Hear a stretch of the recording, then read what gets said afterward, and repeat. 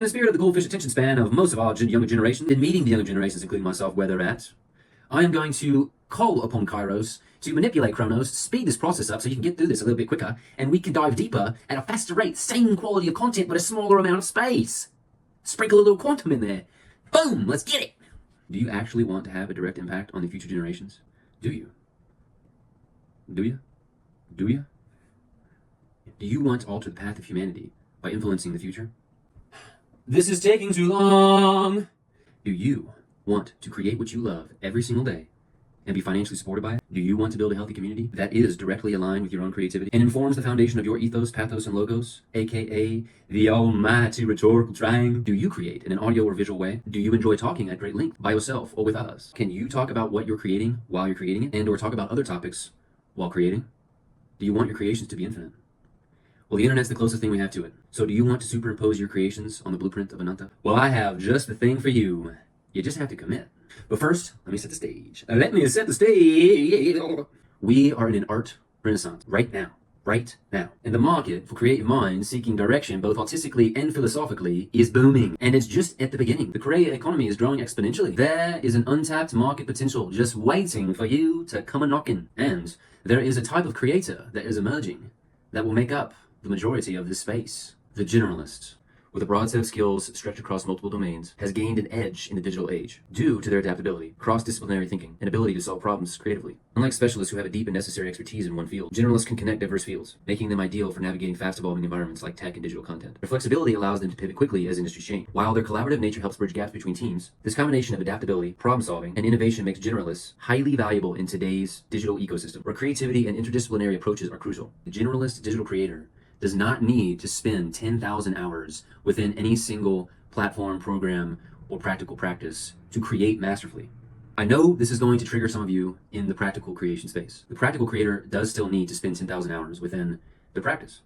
Drawing, writing, painting, sculpting. This also includes the generalist practical creators. The digital generalist doesn't need to spend years focused in any single platform, pipeline, learning the ins and outs and the structure of any single platform. The masterful generalist will spend 10,000 hours mixing mediums between the leading edge programs, platforms, softwares, creation tools, and through an empowering journey of becoming the Swiss Army knife, will create what's fresh, what hasn't been seen or done before. The masterful digital generalist will ride the wave of the leading edge. That does not mean that the practical generalist or the specialist will not also ride the leading edge. It's just that the largest portion of the field will make up of generalists. The field is wanting fresh ideas at an incomprehensibly increasing rate, with new and faster evolving tech programs and features, knowing that there is a tutorial out there that can get them to at least the baseline of what they need to drop in on the big wave. The generalist, a jack of all trades, master of none, but oftentimes more useful than a master of one in this day and age. But wait, there's a hopeful caveat for the specialist. They're in a unique position. If what they're skilled at is relevant to the field, in most cases it will be, depending on their ability to package it uniquely, their stock goes way up in this transition. The generalist needs the specialist. The generalist needs masters of each of these crafts to take quick deep dives into those respective crafts, to then bridge and mix the mediums. So the value of the specialist actually rises. And the generalist will need to hone in on their craft of becoming a multi-tendrilled creator, or a general specialist. So what can the audiovisual creator do to connect to the younger generations? Live streaming and recycling the content. And I know what you might say, no, this is not for me. I am either too old and or this is not my arena. I don't know anything about it. It's overwhelming. It's confusing. It doesn't seem necessary. With where we are headed in this internet age, the greatest chance that you have of setting yourself free in this internet age is mastering the craft of riding the wave. And just this year, it has now been approved by the streaming platforms to stream live to all of them at the same time if you want. 70% of the viewers watching live streams are between the ages of 16 and 34. 70% of the streamers are between the ages of 25 and 44. No other platform has this close of a lopsided demographic. It's a live community. It's where the younger generations are going to experience live interaction and feel like they're a part of something in real time. It's growing at a rapid rate, almost doubling every single year. And just so you know, only 60% of the population has access to the internet. So in our lifetime, we are going to see people who are already alive and have been living who will access the internet for the first time. Billions of people over our lifetime will experience and start using the internet for the first time. And that doesn't include the youth that will grow into the internet. Live streaming is growing. But what's interesting is that the gaming space is oversaturated, and there are people wanting different varieties of live streaming content. There are new genres of streaming that are starting to pop through. The art genre, live creating, is starting to take off. And just this year, TwitchCon introduced a new genre of streaming called co-working.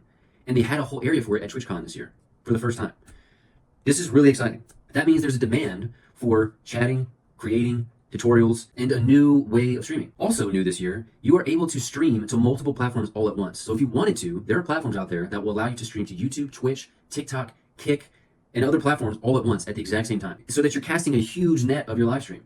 I'm going to dive deeper into each of these, but to give you an overview, stream for long form content, and then recycle your content into short form and medium form formats. If you're consistent and learn how to make good content and grow your community, you can make partner on these streaming platforms and get paid to have monthly subscribers as well as receive AdSense, which means that you get paid per view. And your content will exist there for eternity.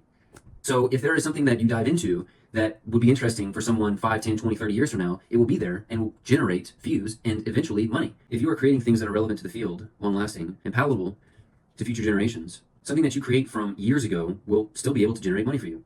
To have a more personal relationship with your community, you can create paywall content, whether it's on YouTube or Twitch. Once you have a subscriber wall, you can make it so that only subscribers can watch certain content. If you want to go even deeper than that, you can create a Patreon where only people who pay the monthly subscription of $5, $10, $15, $20 for your tutorials, project files if you're a digital creator, or exclusive content, you can start spreading out the ways that you generate income.